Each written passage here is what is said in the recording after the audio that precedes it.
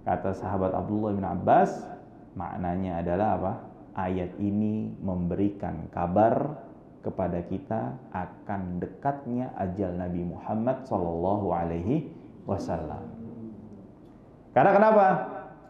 Karena Allah Subhanahu wa taala telah menjanjikan kepada Rasulullah tidak akan diwafatkan sampai Allah menolong agamanya terlebih dahulu.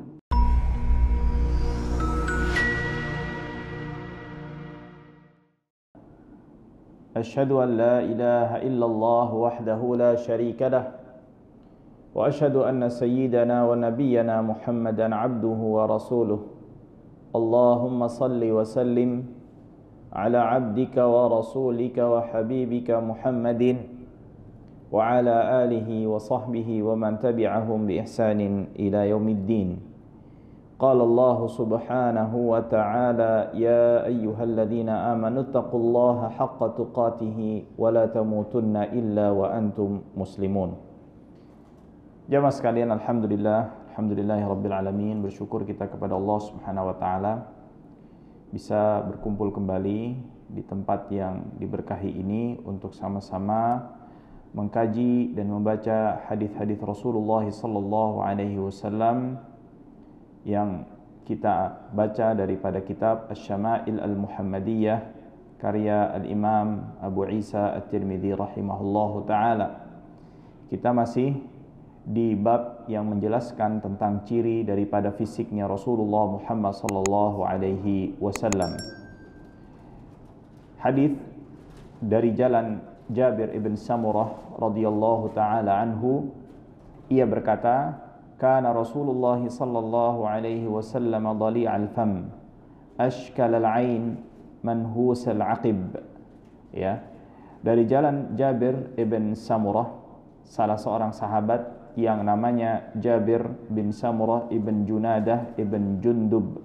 Ya, beliau berasal dari satu kabilah yang berkoalisi dengan satu kabilah yang bernama Bani Zuhrah. Ibu beliau bernama Khalidah binti Abi Waqqas, yakni saudari daripada Sa'ad ibn Abi Waqqas. Ya, dan beliau meriwayatkan 146 hadis daripada Rasulullah sallallahu alaihi wasallam, dan beliau wafat tahun 74 Hijriah di Irak, di mana beliau radhiyallahu taala anhu mengabarkan, menjelaskan tentang ciri fisik Rasulullah sallallahu alaihi wasallam, ya, di mana beliau dhali'al fam, yakni mulut daripada Rasulullah sallallahu alaihi wasallam itu lebar, ya. Nah, di sini orang Arab menyukai, ya, memandang baik ciri fisik yang dimana bila mulut seseorang itu lebar, dikarenakan mereka beranggapan bahwasannya di antara tanda yang menunjukkan akan kefasihan lisan seseorang itu ketika mulutnya lebar. Ya, ashkalal ain, dan di putih mata Rasulullah. Jadi di mata Rasulullah yang bagian yang berwarna putih itu ada warna kemerahan. Ada warna kemerahan. Walaupun nanti kita akan baca, ya, Syu'bah itu bertanya kepada Simak ibn Harb akan makna daripada ashkal al-ain. Beliau menerjemahkan bahwasannya Rasulullah memiliki mata itu belahannya itu cukup lebar, bukan berarti sipit, ya, tetapi cukup lebar. Akan tapi Al-Imam Al-Qadhi Iyad, ya, itu menolak atau melemahkan penafsiran yang dibawakan oleh Al-Imam Simak ibn Harb tersebut, ya, yang artinya yang dikuatkan oleh Imam Al-Qadhi Iyad, ya, Al-Yahsubi, ya, bahwasannya makna ashkal ain adalah ketika adanya kemerahan di bagian mata yang berwarna putih. Nah, di sini juga orang Arab itu melihat bahwasannya adanya kemerahan di sini juga menunjukkan akan suatu hal yang baik, ya. Dan juga disebutkan dalam hadis ini manhusal aqib, bahwasannya Rasulullah sallallahu alaihi wasallam pada bagian belakang kakinya, ya, yaitu di tumit, ya, tumit dan di atasnya itu, ya. Sebelum di antara betis dengan tumit itu. Nah, seperti kayak seperti kabel gitu tali itu ya, di bagian kaki itu sedikit dagingnya atau lemaknya. Artinya ramping kaki daripada Rasulullah SAW tidak terlihat gemuk kakinya Nabi Muhammad SAW. Nah, di sini Syu'bah Ibn al-Hajjaj berkata, qultu li Simak, aku bertanya kepada Simak, ma dhali' al-fam, apa arti dhali' al-fam? Nah, ini jadi orang Arab aja kadang-kadang masih nanya makna, karena saking luasnya bahasa Arab itu sendiri ya, karena bahasa Arab itu kurang lebih jumlah kosakatanya belum ditambah yang bahasa-bahasa era modern saat ini itu ada berapa? 12 juta. Ada 12 juta kosakata. Jadi nggak akan mungkin seseorang itu bisa untuk menguasai bahasa Arab 100% itu suatu hal yang bisa dikatakan hampir mustahil. Ya, hampir mustahil, kecuali siapa? Nabi kita Muhammad sallallahu alaihi wasallam, yang dimana dalam satu riwayat itu Rasulullah sallallahu alaihi wasallam itu setiap bertemu utusan dari bangsa Arab, dari kabilah yang berbeda-beda, beliau selalu mengajak atau berkomunikasi dengan setiap kabilah tersebut dengan dialeknya masing-masing. Artinya yang dimana Rasulullah sallallahu alaihi wasallam itu kan tidak berkeliling ke daerah Jazirah Arab, tapi beliau memiliki kemampuan apa? Kemampuan untuk berbicara dengan setiap dialek bangsa Arab di zaman beliau sallallahu alaihi wasallam. Mengapa demikian? Di antara selain ini merupakan bagian daripada mukjizatnya Nabi Muhammad sallallahu alaihi wasallam. Yang kedua adalah dikarenakan memang Makkah Al-Mukarramah ini tempat destinasi untuk ziarah seluruh orang-orang yang memuliakan Ka'bah Al-Musyarrafah. Yang di saat itu yang paling memuliakan di zaman itu adalah bangsa Arab. Jadi semua bangsa Arab itu datang ke sana. Ya. Jadi Rasulullah SAW itu mendapatkan berinteraksi dengan seluruh bangsa Arab dari berbagai macam dialeknya, dan beliau SAW mampu menyerap semua dialek yang beliau dengar dan beliau temui. Maka itu diantaranya ada satu kisah ketika Nabi Muhammad SAW pernah mendapatkan salah seorang rombongan dari negeri Yaman, yang dimana salah seorang rombongan tersebut dalam kondisi yang sudah sangat payah karena berpuasa sambil bersafar. Nah, lalu beliau menyampaikan, mewasiatkan, menasehatkan kepada rombongan tersebut dengan mengucapkan wasiat tersebut dengan dialeknya mereka. Laisa min ambirri am siyamu fim safar. Laisa min al birri, tapi alnya di sini diganti dengan am. Am birri as-siyam am siyamu fis safar, fim safar. Nah, itu dialek dari salah satu dialek kabilah Himyar yang berada di negeri Yaman, dan beliau mengucapkan dengan dialek Himyar tersebut.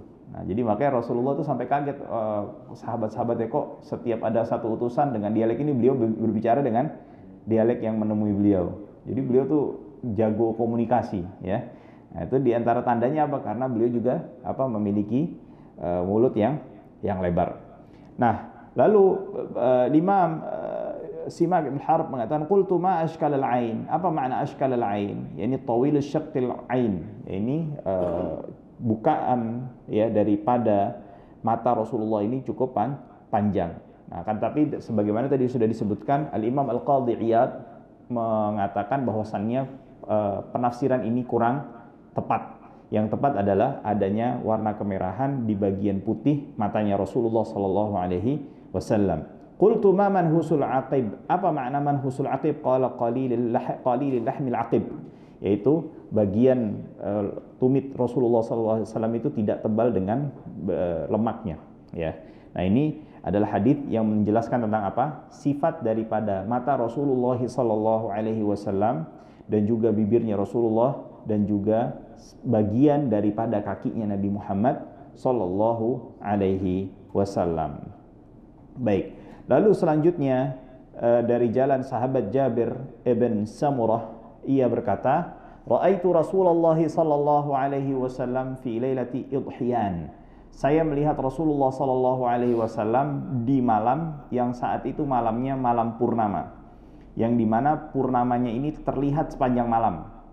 Jadi kan kadangkala purnama itu memang ada, tapi tertutup oleh awan, mendung atau yang lain sebagainya. Tapi di saat ini kata Jabir bin Samurah, momen ini melihat Rasulullah SAW di malam purnamanya itu yang purnamanya terlihat sepanjang malam. Jadi tidak terhalang oleh apapun. Lalu beliau mengatakan wa alaihi hullatun hamra, dan Rasulullah SAW mengenakan pakaian yang berwarna merah. Hullah di sini adalah pakaian atasan dan bawahan.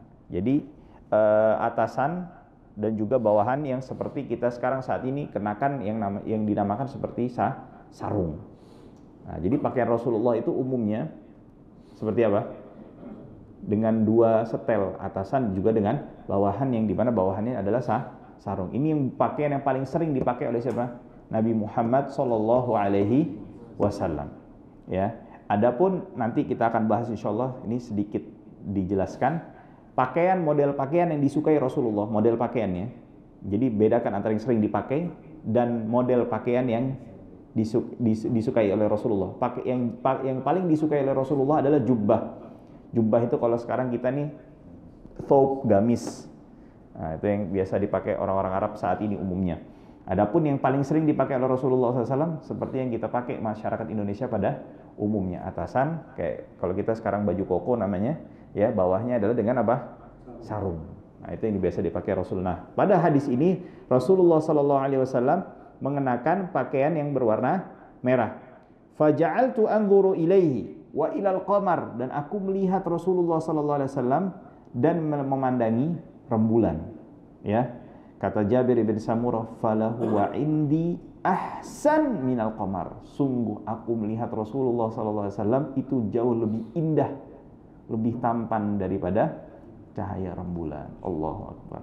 Nah, ya, jadi Rasulullah SAW itu ketampanannya itu jauh lebih indah daripada cahaya rembulan. Nah, makanya ada dalam hadis yang lain disebutkan Rasulullah SAW itu bercahaya seperti halnya rembulan. Mengapa tidak dikatakan seperti matahari? Karena kalau matahari itu menyengat, panas. Akan tapi kalau rembulan apa? Redup dan menenangkan melihatnya. Nah, itu. Maka dari itu Rasulullah SAW itu ketika melihatnya dan dekat bersama Rasulullah SAW itu akan merasakan apa? Ketenangan. Ya. Nah, itu dia. Nah, lalu selanjutnya dan juga permisalan ini menunjukkan akan apa? Bahwasannya cahaya Rasulullah SAW itu akan mengalahkan seluruh cahaya yang muncul daripada orang-orang yang ada di sekitarnya. Jadi kan kadang-kadang yang biasa sekarang dipakai bahasanya itu apa namanya? Aura ya namanya, begitulah, kurang lebih begitu. Jadi kalau Rasulullah sudah muncul itu seperti halnya rembulan yang akan menutupi cahaya bintang di langit. Nah, jadi kalau bintang di langit pas nggak ada rembulan, masya Allah, ini yang bisa menerangi kita. Begitu munculnya rembulan, ya, semua cahaya bintang di langit itu tidak akan apa? Dalam artian akan dikalahkan oleh cahayanya rembulan. Begitu juga cahaya daripada Sayyidul Wujud Nabi kita Muhammad sallallahu alaihi wasallam. Baik. Lalu hadis yang selanjutnya dari jalan Abi Ishaq, ia mengatakan sa'ala rajulun al-Bara ibn Azib. Ada salah seorang laki-laki bertanya kepada Bara ibn Azib, ya. Lalu apa yang ditanyakan oleh laki-laki tersebut atau orang tersebut? Akana wajhu Rasulillah sallallahu alaihi wasallam mithla sayf. Apakah wajahnya Rasulullah Muhammad sallallahu alaihi wasallam permisalannya itu seperti pedang? Ya, artinya cahaya kemilaunya wajah Nabi Muhammad sallallahu alaihi wasallam.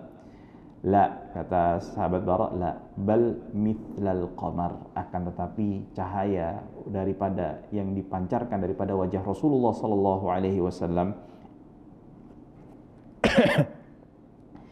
itu seperti rembulan. ya, seperti rembulan. Nah, tentu makna permisalan seperti rembulan ini bukan berarti cahaya Rasulullah itu benar-benar seperti cahaya rembulan, enggak. Itu pendekatan aja. Akan tapi cahaya Nabi Muhammad SAW sebagaimana tadi disebutkan dalam hadis yang sebelumnya, dia lebih indah, jauh lebih indah daripada cahaya rembulan. Nah, jadi dari sini para ulama mengatakan ketampanan Rasulullah atau bagian ketampanan yang diberikan oleh Allah Subhanahu wa taala kepada Rasulullah sallallahu alaihi wasallam itu jauh lebih banyak daripada ketampanan yang diberikan oleh siapa? Nabiullah Yusuf alaihissalam. Tetapi sisi ketampanannya itu ada perbedaan, perbedaan. Perbedaannya apa? Kalau Nabiullah Yusuf alaihissalam menjadikan perempuan-perempuan wanita yang ada di sekitarnya itu akan selalu tertarik. Ya. Kalau kita mau bolo di ya. Akan tapi kalau Rasulullah Shallallahu Alaihi Wasallam itu nanti akan dijelaskan bagaimana bentuk ketampanan yang Allah Subhanahu Wa Taala berikan kepada Rasulullah Shallallahu Alaihi Wasallam. Lalu hadis yang selanjutnya dari jalan sahabat Abu Hurairah radhiyallahu taala anhu, kana Rasulullah Shallallahu Alaihi Wasallam abyad. Ya, Rasulullah Shallallahu Alaihi Wasallam itu kulitnya berwarna putih. Ka'annama sigha min fiddah, seakan-akan beliau itu dibuat dari perak, rajilas sya'ar, dan beliau ini rambutnya itu apa namanya, antara keriting dengan lurus itu namanya ikal. Iya, rambutnya ikal. Baik, ini hadis dari jalan sahabat Abu Hurairah radhiyallahu taala anhu. Nama Abu Hurairah, ya ini baru pertama nih, sanadnya dari Abu Hurairah. Siapa namanya? Ada khilaf di antara para ulama. Sampai 40 pendapat yang menentukan nama Abu Hurairah. Jadi Abu Hurairah ini termasuk sahabat yang kunyahnya lebih masyhur daripada namanya. Kunyah itu apa? Kunyah itu panggilan yang dimulai dengan abu atau ummu. Abu atau ummu itu adalah kunyah. Nah, jadi ada sahabat yang kunyahnya lebih masyhur daripada namanya. Di antaranya siapa selain Abu Hurairah? Abu Bakar As-Siddiq. Plus ayahnya. Abu Bakar plus ayahnya. Ayahnya siapa? Terkenalnya Abu Quhafah. Nah, namanya siapa Abu Bakar? Abu Bakar namanya Abdullah. Abdullah ayahnya namanya siapa? Uthman. Jadi kalau ditanya sahabat siapa yang namanya Abdullah bin Uthman, ya Abu Bakar. Jadi khalifah yang pertama siapa? Abdullah bin Uthman. Salah nggak? Enggak. Nah, karena itu nama sebenarnya daripada siapa? Sahabat Abu Bakar As-Siddiq radhiyallahu taala anhu. Nah, begitu juga sahabat Abu Hurairah radhiyallahu taala anhu ini kunyahnya jauh lebih masyhur daripada nama beliau sendiri. Nah, akan tapi banyak ulama yang menguatkan ya, dan terkenal sekarang nih di waktu belakangan ini ya, banyak di kitab-kitab kontemporer biasanya dituliskan namanya siapa? Abdurrahman ibnu Sakhr. Abdurrahman ibnu Sakhr. Nah, beliau ini ad-Dausi dari qabilah Daus yang asalnya dari Yaman. Qabilah Daus, sahabi. Dan beliau adalah sahabat yang paling banyak meriwayatkan hadis. Paling banyak meriwayatkan hadis. Bukan yang paling banyak menghafal hadis. Beda. Yang paling banyak siapa? Hah? Enggak. Abdullah bin Amr. Tapi kenapa kok justru riwayatnya paling banyak dari siapa? Dari Abu Hurairah. Mengapa demikian? Dikarenakan Abdullah bin Amr bin Al-As ini, beliau ini ahli tulis dan ahli bisa membaca. Dan bahkan beliau itu juga bisa membaca buku-buku yang ditulis oleh ahlul kitab. Yang bisa dibaca oleh siapa? Ahlul kitab. Nah, jadinya orang mau meriwayatkan dari Abdullah bin Amr bin Al-As ini jadi hati-hati. Karena kenapa? Takut tidak bisa membedakan mana yang hadisnya Nabi Muhammad SAW atau yang riwayat Israiliyat. Nah, kenapa Abdullah bin Amr bin Al-As ini jauh lebih banyak? Karena Abdullah bin Amr bin Al-As ini ditulis setiap hadis dari Nabi Muhammad SAW. Maka dari itu pernah satu ketika Abdullah bin Amr bin Al-As ini ditegur oleh sahabat. Anda ini, antum inilah gitu bahasa kita. Jangan ditulis hadis Rasulullah. Memang ada di awal-awal Islam itu para sahabat dilarang untuk menulis apa yang diucapkan oleh Nabi Muhammad selain daripada Al-Quran. Karena dikhawatirkan kalau ditulis hadis dan ditulis Al-Quran berbarengan secara bersamaan, dikhawatirkan akan tercampur antara hadis dengan apa? Dengan Al-Quranul Karim. Nah, makanya dalam sebuah hadis, la taktubu anni ghairal Quran, dalam riwayat Muslim, jangan sekali-kali kalian menulis dari apa yang aku ucapkan selain Al-Quranul Karim. Nah, lalu Abdullah bin Amr malah apa? Nulis. Nah, ditegurlah oleh para sahabat yang lainnya, dan akhirnya beliau mengadukan perihal teguran tersebut kepada Nabi Muhammad SAW. Lalu Rasulullah SAW mengatakan, tulislah, uktub anni, ya, fa wallahi ma kharaja minni illa haqq, atau kama qala Rasulullah SAW, sungguh demi Allah tidaklah keluar daripada mulutku ini apa yang aku ucapkan melainkan isinya adalah kebenaran. Nah, jadi Abdullah bin Amr itu, Abu Hurairah mengatakan, saya ini banyak menghafal daripada Rasulullah, tapi Abdullah lebih banyak dari saya. Abdullah lebih banyak. Cuman kenapa hadisnya jauh lebih sedikit daripada Abu Hurairah? Dikarenakan tadi yang sudah disampaikan, Abdullah bin Amr setelah sepeninggal Rasulullah SAW banyak mengakses dan membaca buku-bukunya Ahlul Kitab dan meriwayatkannya. Bukannya nggak boleh, boleh, nggak ada masalah. Ya, jadi Rasulullah SAW mengatakan, hadithu an bani Israil wala haraj, ceritakanlah dari Bani Israel dan jangan merasa ragu-ragu, jangan merasa adanya larangan. Maka dari itu para ulama mengatakan boleh membawakan Israiliyat. Nanti bahasan Israiliyat itu beda lagi. Ala kulli hal, Abu Hurairah ini sahabat yang memang banyak meriwayatkan hadis. Jumlahnya berapa hadis yang diriwayatkan oleh Abu Hurairah? 5.374. 5.374. Dan ini belum semua yang beliau dapatkan daripada Nabi Muhammad sallallahu alaihi wasallam. Dan jumlah ini adalah perkiraan.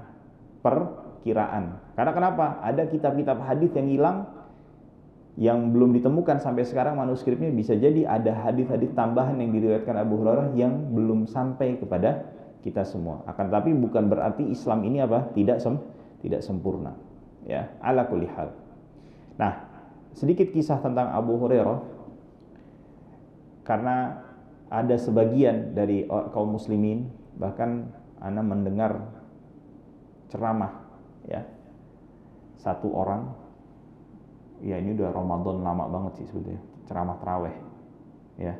Jadi waktu itu membahas satu permasalahan yang menjadi perbincangan skala nasional tentang sebuah permasalahan yang dimana permasalahan ini dalilnya itu rujukannya satu hadis dari Abu Hurairah. Nah, orang ini, penceramah ini, di saat ceramahnya itu menyinggung hadis tersebut, lalu ketika ingin menguatkan pendapatnya, justru malah menyerang Abu Hurairah. Menyerang siapa? Abu Hurairah.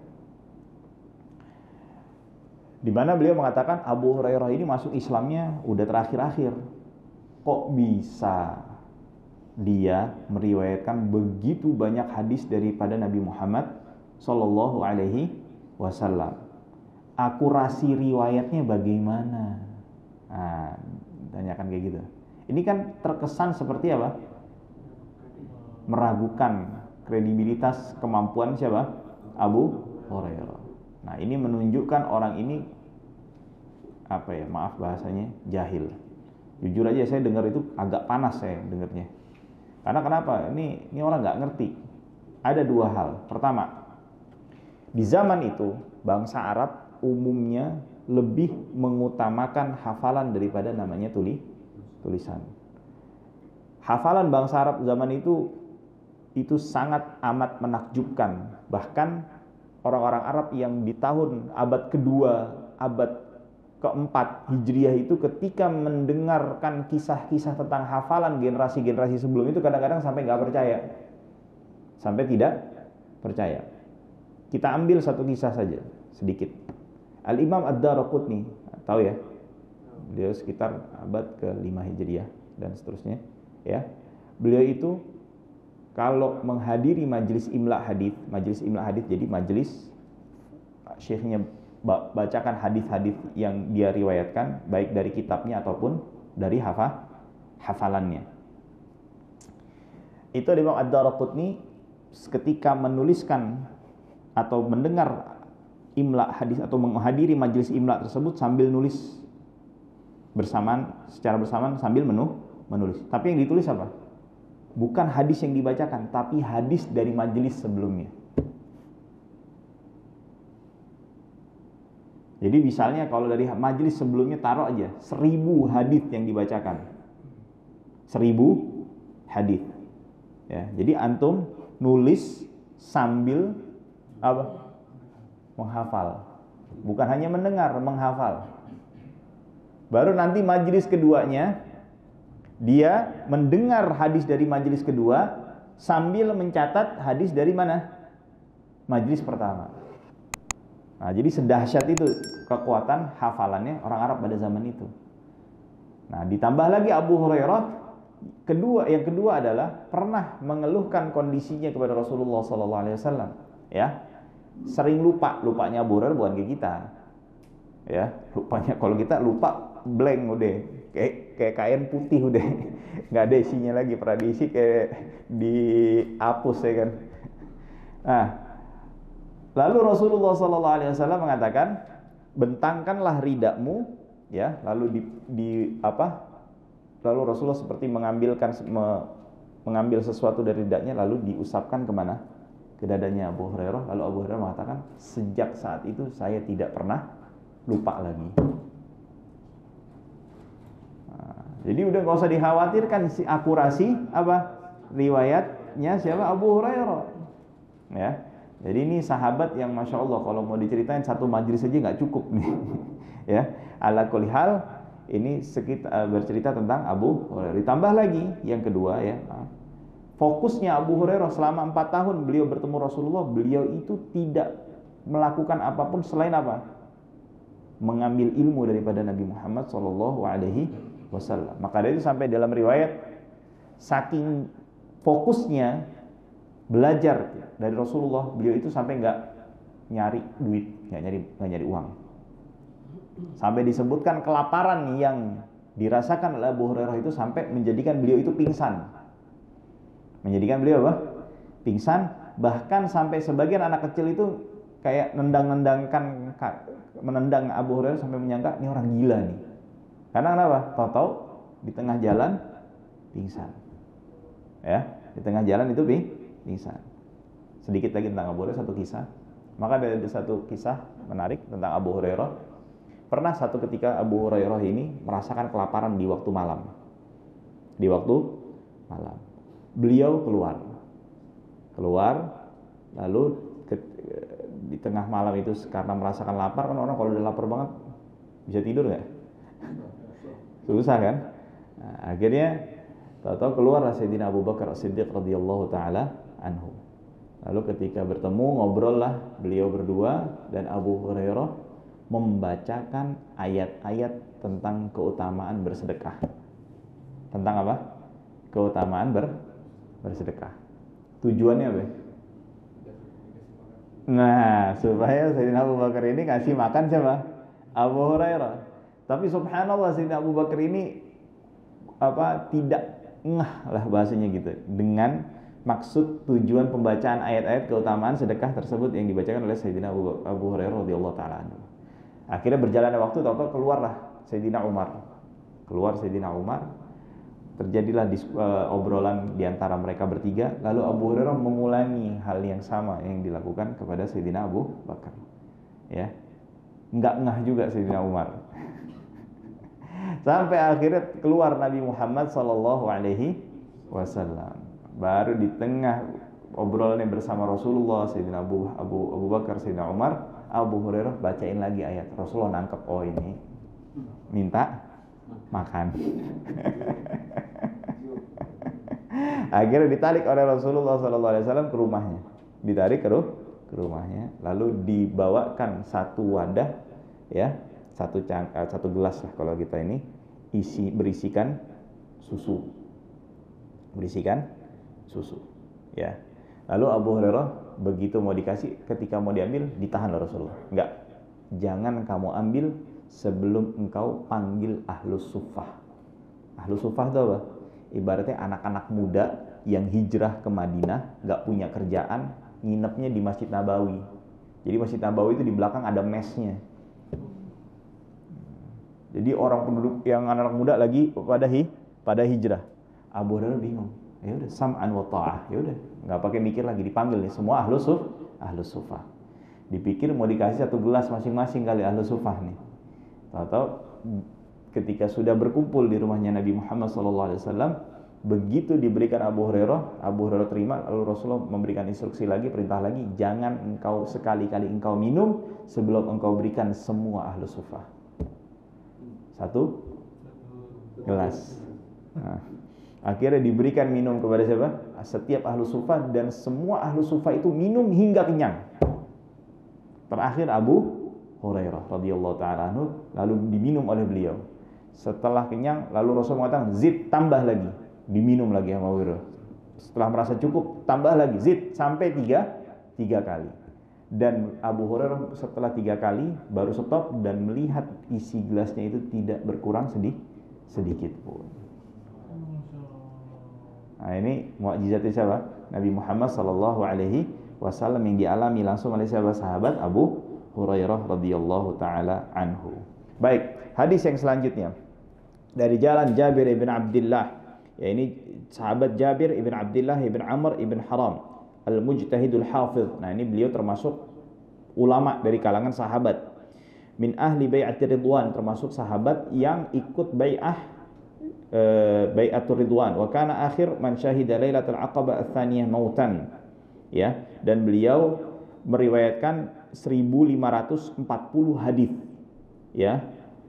Hidup sampai umurnya 94 tahun dan beliau wafat di tahun 78 Hijriah. Apa yang beliau sampaikan? Bahwasannya Nabi Muhammad SAW mengatakan, "Urida alayyal anbiya." Saya ditampakkan kepadaku, kata Rasulullah SAW, para nabi rupa dan wajahnya. Fa idza Musa alaihi salam darbun minar rijal. Nabi Musa itu memiliki kriteria jenis laki-laki tertentu. Ka'annahu min rijali syanu'ah, kata Nabi Muhammad SAW. Nabiullah Musa itu seperti wajahnya laki-laki dari Bani Syanu'ah. Jadi qabilah Syanu'ah. Ya. Wa ra'aitu Isa bin Maryam alaihi salam. Ya. Dan aku melihat Isa ibni Maryam. Wajahnya kayak siapa? Kayak orang bule? Enggak, kata Rasulullah siapa? Fa idza aqrabu man ra'aitu bihi syabahan Urwah bin Mas'ud. Seperti sahabat Urwah ibnu Mas'ud. Jadi wajahnya mirip-mirip orang apa? Mirip orang Arab, bukan orang bule. Jadi yang difoto itu ya tidak sesuai dengan apa yang dijelaskan atau yang disampaikan oleh siapa? Nabi Muhammad sallallahu alaihi wasallam. Nah, lalu wa ra'aitu Ibrahim alaihi salam, dan saya melihat Ibrahim alaihi salam. Fa idza aqrabu man ra'aitu bihi syabahan sahibukum, dan saya melihat orang yang paling mirip dengan Nabiullah Ibrahim adalah siapa? Nabi Muhammad sallallahu alaihi wasallam. Ya, bahkan kita tahu mungkin pernah dijelaskan di sini, ada kelebihan orang Arab itu namanya qafiyah ya. Pernah ingat nggak? Pernah dijelaskan di sini? Yang bisa melihat anak sama bapak dari telapak kaki itu. Belum pernah ya. Jadi diantara kelebihannya sebagian kabilah atau bangsa Arab itu bisa melihat identik anak atau bukan itu dari telapak kakinya masing-masing. Jadi kalau dijajarin telapak kakinya itu, oh ini anak sama bapak nih. Oh ini pasti punya saudara nih. Ini ada saudara gitu. Ya. Bahkan ada sebagian bangsa Arab lagi tuh bisa melihat dari wajah ini antum pasti masih saudara dengan fulan ya. Dan itu bisa memperkirakannya dengan akurasinya yang cukup tinggi. Ya, akurasi yang sangat tinggi. Bahkan ada sebagian bangsa Arab lagi tuh bisa melihat dari jejak langkah kakinya itu, ini yang jalan laki-laki apa perempuan, dewasa apa anak kecil. Bahkan ini ada satu dokumentasi, satu peneliti dari Belanda ya. Jadi ternyata ilmu ini masih dipegang satu kabilah di Jazirah Arab sampai sekarang, namanya kabilah Bani Murrah namanya. Kabilah Bani Murrah. Ya, dan itu Bani Murrah ini mayoritas sekarang ada di timur Jazirah Arab. Mayoritas di Qatar. Di Saudi juga ada. Nah, yang menarik di Saudi ini, orang-orang dari Bani Murrah ini suka dijadikan kepala polisi bagian investigasi. Ya, karena kenapa? Punya kelebihan itu. Nah, dilihatlah di dokumentasi itu, ini orang Belanda ini sudah saking lamanya ikut sama Bani Murrah ini bisa lancar berbahasa Arab. Ditanya, kamu bisa tahu nggak ini laki-laki perempuan? Iya bisa. Terus saya bisa tahu malah perempuannya hamil atau enggak, sedang hamil atau tidak, ini yang jalan. Terus ditanya sama peneliti Belanda ini, jangan-jangan kamu tahu ini masih perawan apa enggak? Terus ketawa, hahaha. Paham nggak maksudnya? Jadi dia bisa tahu ini perempuan ini masih perawan atau enggak. Saya lihat sendiri itu tayangan dokumenter itu, saya lihat sendiri, saya tonton sendiri. Jadi saking kemampuan, saking detailnya sampai bisa tahu dari jejak langkah kaki itu apa, ini masih perawan atau masih gadis atau bukan gadis lagi. Nah, di antara kelebihan bangsa Arab itu dia memiliki kemampuan qafiyah namanya. Jadi dengan melihat telapak kaki. Nah, pernah satu ketika ahli qafiyah itu berada di Mekah, makam Ibrahim tahu ya? Makam Ibrahim kalau sekarang kan udah cuman celongan gitu kan. Kalau dulu tuh lebih mirip seperti apa? Cetakan kaki, yang dimana Nabi Ibrahim berdiri di atas batu tersebut di saat membangun Ka'bah. Nah, orang ini melihat makam Ibrahim dan melihat telapak kakinya Nabi Muhammad SAW. Lalu orang ahli qafiyah itu mengatakan apa? Telapak kaki itu siapa? Telapak kakinya Rasulullah SAW berasal dari telapak kakinya ini. Bayangin berapa ribu tahun tuh antara Rasulullah dengan siapa? Nah, sekarang karena mungkin ada diusap atau apa, jadi akhirnya tampak lebih kabur lagi. Mungkin berbeda makom Ibrahim di zaman Nabi Muhammad SAW dengan zaman kita saat ini. Ala kulli hal ya. Jadi di sini memberikan verifikasi lagi bahwasanya Nabi Muhammad SAW selain keturunan daripada Nabiullah Ibrahim alaihissalam, dan juga orang yang paling mirip dengan siapa? Nabiullah Ibrahim alaihi salam. Lalu fa idza aqrabu man ra'aitu bihi syaban sahibukum ya'ni nafsuhu wa ra'aitu Jibril alaihi salam, dan saya melihat Jibril alaihi salam. Maksudnya Jibril dalam bentuk manusianya. Jadi kalau malaikat Jibril itu berubah wujudnya bentuk manusia, fa idza aqrabu man ra'aitu bihi syabahan Dihyah, yaitu sahabat Dihyah al-Kalbi. Ini sahabat yang paling tampan. Sahabat yang paling tampan. Nah, lalu selanjutnya hadis yang dari jalan sahabat Abu Tufail. Abu Tufail ini Amir ibni Wathilah ibn Abdullah ibn Amr. Ya, beliau lahir tahun 3 Hijriah. Ya. Dan beliau melihat Nabi Muhammad SAW umur berapa berarti? Pertama kali kurang lebih 5 tahun. Karena Fatu Mekah tahun ke-8 Hijriah, ya.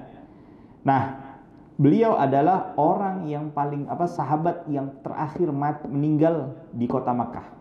dan ketika beliau meninggal umurnya 102 tahun. Jadi siapa namanya? Abu Tufail Amr ibni Wathilah. Bahkan ada sebagian ulama mengatakan beliau adalah orang yang benar-benar paling akhir meninggal daripada sahabat. Jadi setelah Amr ibni Wathilah ini udah nggak ada lagi sahabat.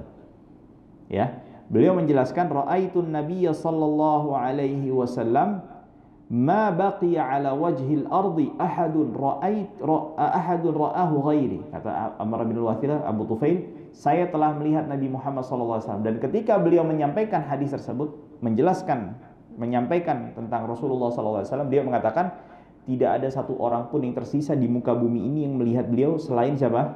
Diriku, kata Abu Tufail Amr ibn Wathilah. Qultu, lalu kata muridnya, sifhuli, jelaskan seperti apa Rasulullah SAW. Beliau mengatakan, kana abyad malihan muqassadan. Ya, beliau ini orangnya tampan, putih, dan juga menjadikan orang itu senantiasa apa? Senang, ya, rindu untuk berada di dekat Nabi Muhammad sallallahu alaihi wasallam. Nah, jadi di sini dari sisi fisiknya apa? Bahwasannya Nabi Muhammad sallallahu alaihi wasallam itu kulitnya berwarna putih. Hadis yang terakhir daripada bab ini, ya, dari jalan sahabat Abdullah ibni Abbas radhiyallahu taala anhuma.